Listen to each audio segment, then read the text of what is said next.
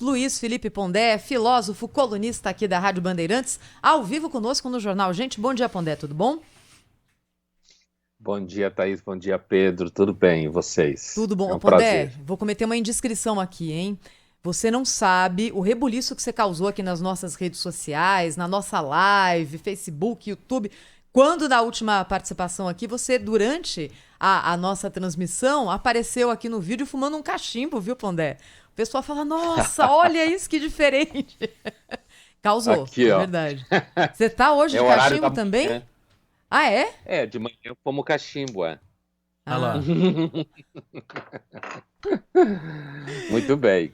O Pondé está sempre aqui com a gente também para chamar a atenção do nosso ouvinte para assuntos que não estão necessariamente ligados à política, à economia, mas que fazem parte, é claro, do noticiário. E hoje o Pondé vai falar sobre a decisão e a repercussão da Natura, que fez aqui um comercial com Tammy Gretchen, sendo ali colocado como pai do ano, não é? Isso gerou muita polêmica em redes sociais, mas também fez com que as ações da empresa disparassem na Bolsa de Valores. Que leitura que você fez desse episódio, Pondé?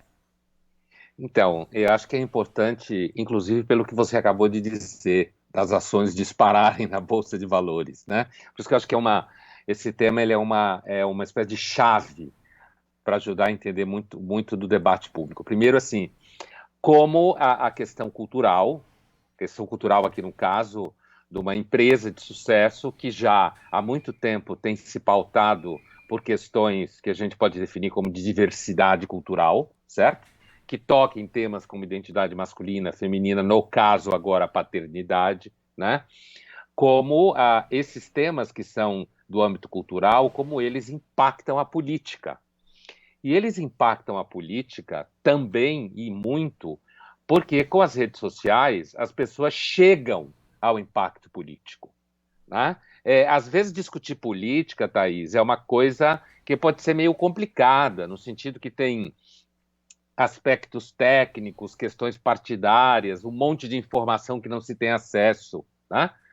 Ao passo que questões de hábitos, costumes, culturais, são questões que estão mais à mão do cidadão comum, não necessariamente especializado em política. Então ele vai para as redes sociais, e a gente sabe que os grupos ligados a minorias em geral são extremamente fortes em redes sociais, e nos últimos tempos, também graças às redes sociais, eles encontram uma resistência forte por parte de grupos que a gente pode chamar, grosso modo, conservadores. E aí a gente chega a polarização que o mundo tem vivido, não só o Brasil é bastante agudo nisso, e que provavelmente não vai passar, pelo menos a curto prazo, porque essas questões, elas estão na ordem do dia, e elas envolvem dinheiro.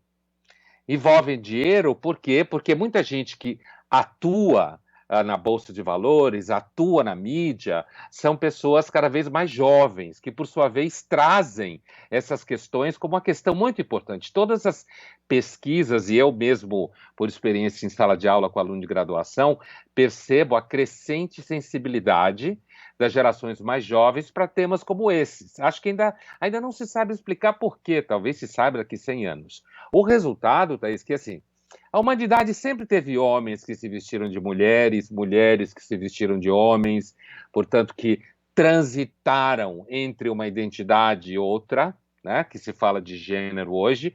Agora, acho que o que há de novo, Thaís, nesse tipo de debate hoje, é a tentativa de normatizar a própria concepção do que é homem e mulher, no sentido, por exemplo, recentemente a autora daquela série famosa do Harry Potter, né? Ela sofreu cancelamento porque ela entendeu que seria um absurdo você não poder se referir, por exemplo, numa frase, porque o ciclo menstrual das mulheres, reticências, seja lá o que vem depois, no entendimento de que o correto seria dizer pessoas que menstruam não são necessariamente mulheres, porque existem mulheres trans que não menstruam, mas se veem como mulheres. Então veja que o debate ele é político, ele é econômico, inclusive a questão normativa.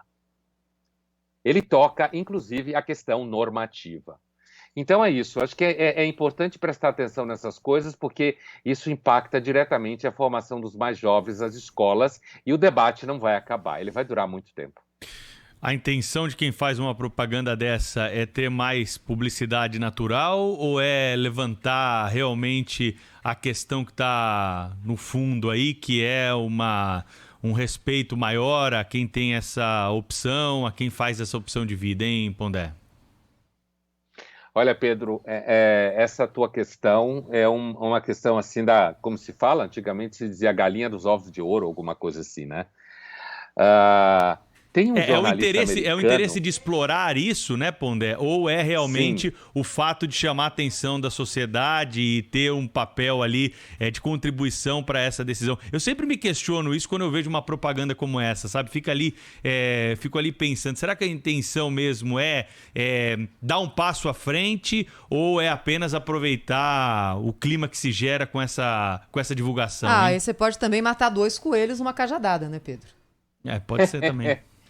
Essa é a resposta oficial e técnica de qualquer marca que faz esse tipo de campanha, matar 2 coelhos com uma cajadada. Quer dizer, ao mesmo tempo que sobe as vendas, né? Depende do produto, né, Pedro, Thaís? Depende do produto, quer dizer, depende do que você está vendendo, você vai investir mais pesado nisso ou não. Você está vendendo sabonetes orgânicos, naturais, perfumes, certo? Essências, ervas medicinais de qualquer tipo, quer dizer, claro que está perto de um público que é um público jovem, que é um público que investe nessas coisas, portanto, ele é muito target. Agora, Pedro, existem pesquisas nos Estados Unidos que colocam em séria dúvida a eficácia desse tipo de prática para além simplesmente de agregar valor à marca, dizendo que essas práticas podem, na verdade, gerar muita polarização e muito efeito rebote, né?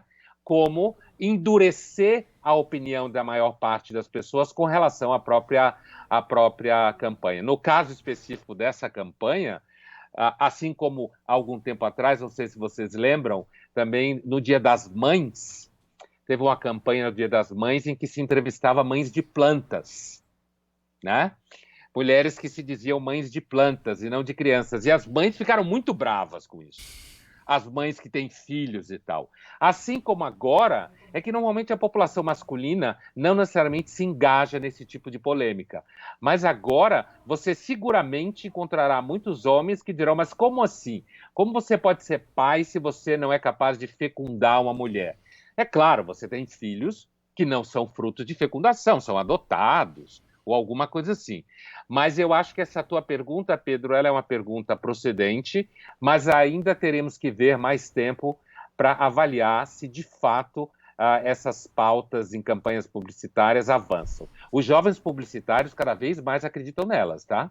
São formados na universidade, acreditando de que a função da publicidade é fazer com que as pessoas tenham a cabeça aberta para minorias. E é uma discussão sem dúvida nenhuma importante, apesar de que a grande maioria das pessoas dirá o que eu tenho a ver com isso, já que eu não faço parte de minorias. E aí você tem um terreno básico para polarização.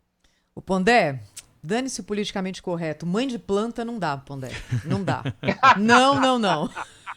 Falou a mamãe aí. Quem que acorda de madrugada para regar a planta? Me fala. Planta tem febre? Não. Aí é fácil, né, Thaís? Gostei dessa, Pondé. Adorei. Politicamente correto. O Luiz Felipe Pondé volta com a gente aqui no Jornal Gente da Rádio Bandeirantes. Obrigada, Pondé. Boa semana pra gente, hein? Beijo.